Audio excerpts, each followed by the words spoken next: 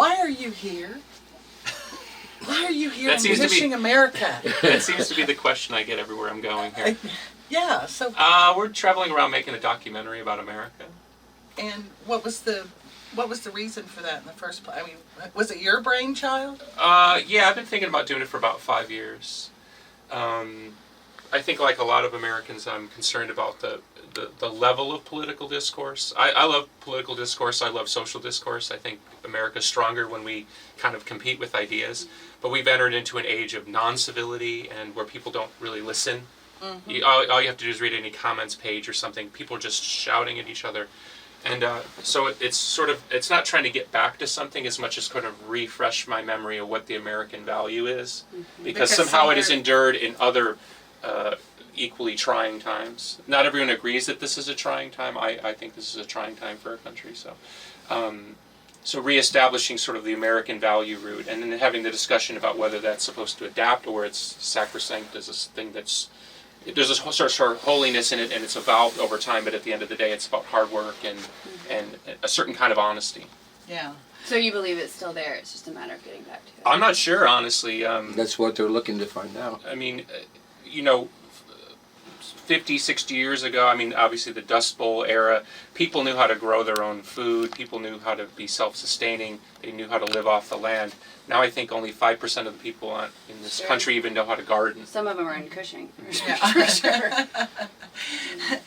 And where all have you been?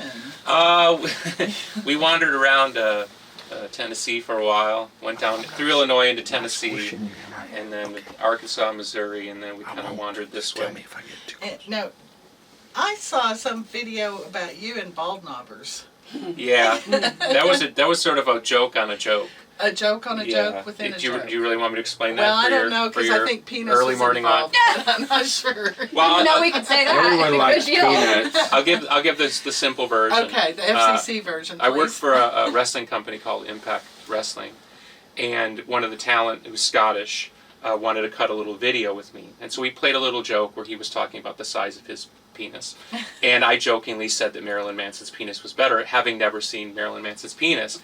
So then, of course, because of the world that we live in, the headline was Billy Corgan talks about the size of Marilyn Manson's penis. Okay, so that'll be in the Cushing Citizen. So then we were in Ozark, Missouri, and in the town square there's this very strange, almost like a tombstone that documents where people were hung.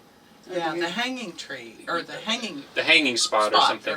And the gang that was hung in the 1880s was called the Bald Knobbers.